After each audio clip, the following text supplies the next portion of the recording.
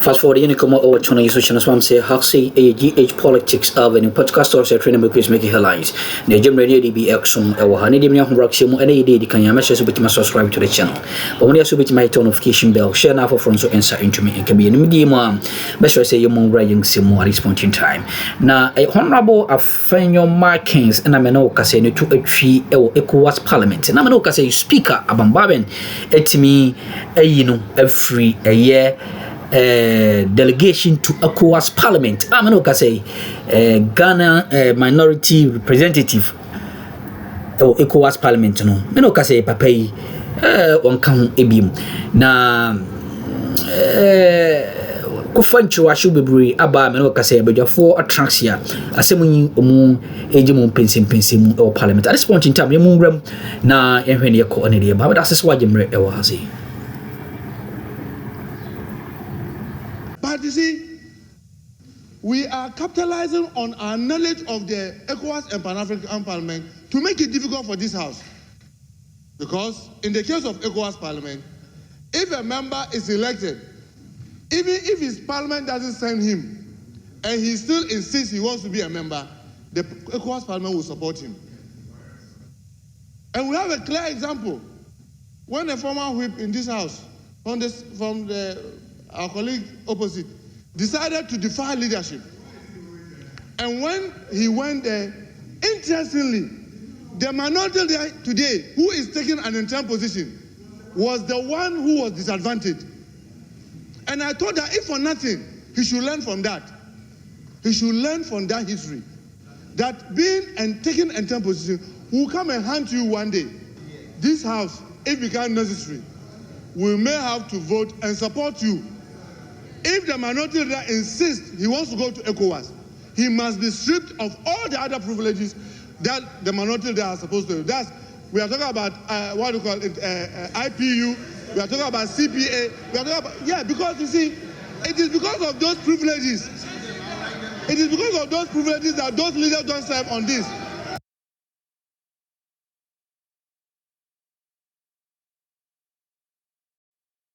The deputy leaders as members of the delegation. That has always been the tradition. The deputy leaders always go to the ECOWAS Parliament. Mr. Speaker, this side is sending Honorable George Kweku Ricketts-Hagan in his capacity as a deputy leader. Mr. Speaker, the minority side also has a deputy leader. And that deputy leader is Honorable Patricia Apiaje. Mr. Speaker, she is the deputy leader. And this House cannot deny her the opportunity to go to ECOWAS Parliament in her capacity as a deputy leader. When it comes to moving Resolution 19 of this House, the Resolution 19, I shall move pursuant to our standing orders for the amendment of the composition of the delegation so that Honorable Alexander Kwamina Afonyo Michael Osahene is removed and Honorable Patricia Apiaje is replaced as the member of the delegation that will be representing this parliament at the ECOWAS Parliament. Afenyo Markin removed from delegation to ECOWAS Parliament. These roles are typically filled by the deputy majority and deputy minority leaders. On the floor of Parliament, Majority Leader Mahama moved to amend the list of members of Parliament to be submitted to the sub-regional body. The revised list replaced Afenyo Markin's name with that of his deputy, Patricia Apiaje. However, the decision drew strong opposition from former Defence Minister Dominic Nitiwol, who cited past instances where removed members still presented themselves for duty. In response, Interior Minister Muntaka Mubarak warned that punitive measures should be considered if Afenyo Markin attempts to defy the amendment and represent Ghana at the ECOWAS Parliament. Honourable members, we will first have to know which denomination or or non-denomination she belongs to. Are you swearing by the Bible, the cross, or its affirmation, or by the Holy Quran? Bible, please. Honorable members, clearly she has opted for the Bible.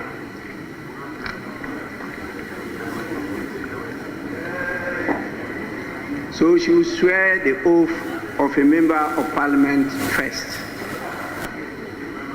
And you start with your surname and then the other names.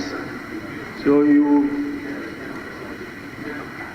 say after me, I, Obin Arabina, having been elected a member of Parliament, do in the name of the Almighty God swear. That I will bear true faith and allegiance to the Republic of Ghana. That I will bear true faith and allegiance to the Republic of Ghana. As by law established. That I will uphold. Preserve. Protect. And defend the Constitution of the Republic of Ghana. And that I will faithfully. And conscientiously. Discharge the duties of a member of Parliament. So help me God.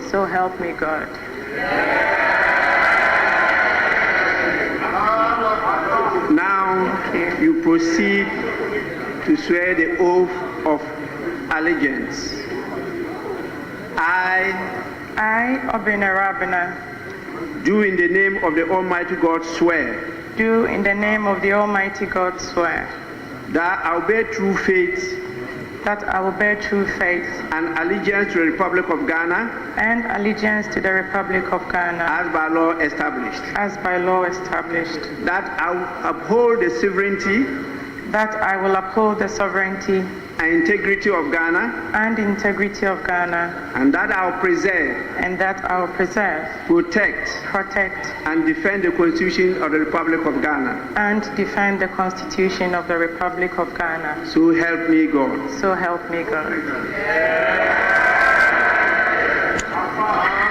Thank you.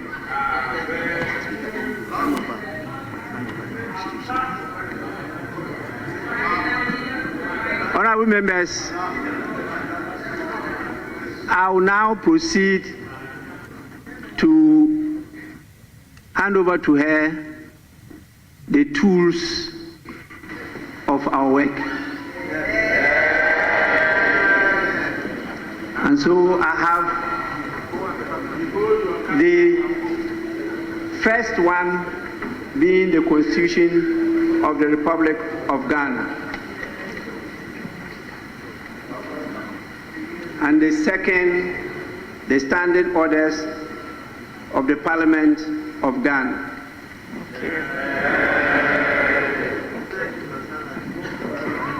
Thank you.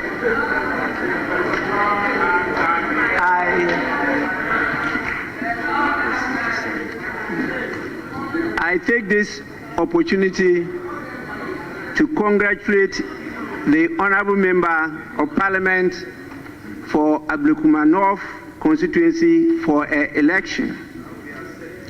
Honourable Member, you are welcome to the House. You have to proceed to append your signature to the oaths you've sworn and hand them over to the Clerk of Parliament. Once again, I congratulate you, being the youngest Member of Parliament. I urge you, please be punctual, be ever present in Parliament, be calm, listen more, learn from your colleagues, but please read everything. not only the Constitution and the standing orders, read everything, because you are now the hope of the people in the constituency. They are looking up to you to do something to improve their lives. It is a trust. And this, I pray you don't abuse. 4 years is just a day. You will go back to them, and they will assess you this time based on your performance. So please, don't be misled by any person. You fought the battle, others only supported you, but it was your picture and name on the ballot box. And so, don't allow any person to change who you are. They voted for you, even though on a party ticket. But there are many members on that party in the constituency, but they voted for you. Please commit yourself to them and be the woman that you are. You are the makers of the world. We will always rely on you to keep us going. So once again, you are welcome, and I congratulate you. You may now take your seat, and you are now a fully fledged honorable member of Parliament. You are welcome. The Lord has done it finally.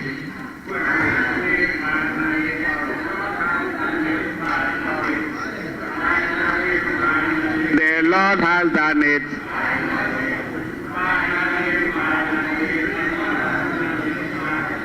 Honorable members, I will now give opportunity to the leaders to have a word. Our colleagues decided to waive that, and I will allow the majority leader to say a word before I inform you of the guests we have with us today. Yes, please. Mr. Speaker, I want to nominate somebody to speak on behalf of the minority. People are offering to speak on behalf of the minority. Majority leader, you are out of order, please.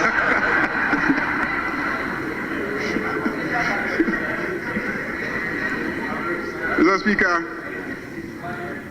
it has been a long drawn battle, but at long last, the people of Ablekuma North now have a member of Parliament, and we are grateful to the Almighty God for making this happen. But even more, we are grateful to the people of Ablekuma North for their resilience. They put up a fight starting from the night when the elections results were being put together, I think on the 7th of December, and they have been fighting since the 7th of December 2024, and today, the 22nd of July 2025, their aspirations are being met.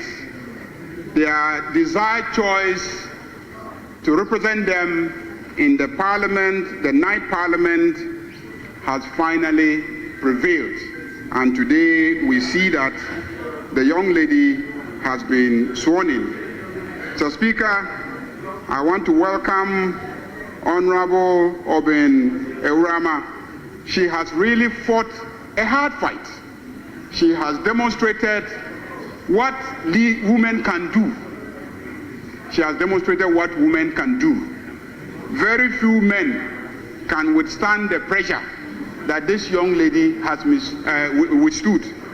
And I want to commend her highly for, weathering the storm, fighting relentlessly the way that she has done, so that today will count. With her addition to this House, the National Democratic Congress has had its number increased by one more. Mr. Speaker, I think we now have, the NDC now has 2/3 of the House. Mr. Speaker, let me repeat that the National Democratic Congress now, for the first time in a very long time, has 2/3 of this House. Mr. Speaker, with this number, we can do many good things for this country. With this number, we can carry out significant constitutional reforms to make this country better. Ghanaians today have given us all the numbers that we need to reset Ghana. And indeed, Mr. Speaker, I want to assure Ghanaians that what President John Dramani Mahama said when he was being sworn in still stands, that the National Democratic Congress will not abuse the majority given to it by Ghanaians. We will use it wisely, we will use it properly, and we will make sure that these numbers inure to the benefit of Ghanaians. Mr. Speaker, on that note, let me welcome our sister, let me welcome our colleague, and let me assure her that everybody in this chamber on this side is available to help her to find her feet in this House, and very soon we'll be expecting her maiden statement in this House, and we'll be applauding her maiden statement in this House. Let me also congratulate and thank the leadership of the party in Ablekuma North. I see them still offering their full support and backing to our candidate, now our Member of Parliament. And we know that some portions of the fight took place in this chamber. And we have always been with you throughout the days of your fight, and we still remain with you. She is the last person to join us so far. We've lost one of our members. There will soon be a by-election. That might be the last person to actually join this House. But she so far is the last person to join us. And I believe that given the energy I see in her, she will catch up and I believe overtake some of us. On that note, Mr. Speaker, I thank you very much for exercising your constitutional duty to swear in the Member of Parliament. You've always done what no person can do better. Thank you very much. Honorable members,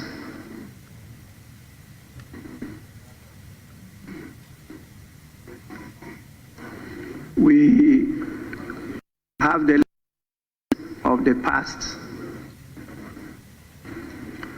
and I'm sure you all recall that the first Parliament of the Fourth Republic had more than 2/3 majority in their House, coming from the same National Democratic Congress. In the second Parliament, we had almost the same 2/3. The NPP then had 61 members. The other parties, that PNC, CVP together, had 6, with an independent member. And that took the parties not in government to a total of 67. And NDC had 100 1933. That was about 210. In 1994, the then President Jerry John Rawlings, called us to a meeting and told us, like what the majority leader just referred to, that we should not use the overwhelming majority to try to bully, stifle the minority from having their say on the floor of Parliament. You, when you are given this mandate, must act as the father and mother of the nation. So you must have the patience, you must have the tolerance to listen to the other side. I hope and pray that this nation from both presidents, His Excellency Jerry John Rawlings and His Excellency John Dramani Mahama, will be taken by you. We must allow our colleagues in the minority to have their say. Please, as leaders, you must understand why lions don't live for long. Particularly the male lion.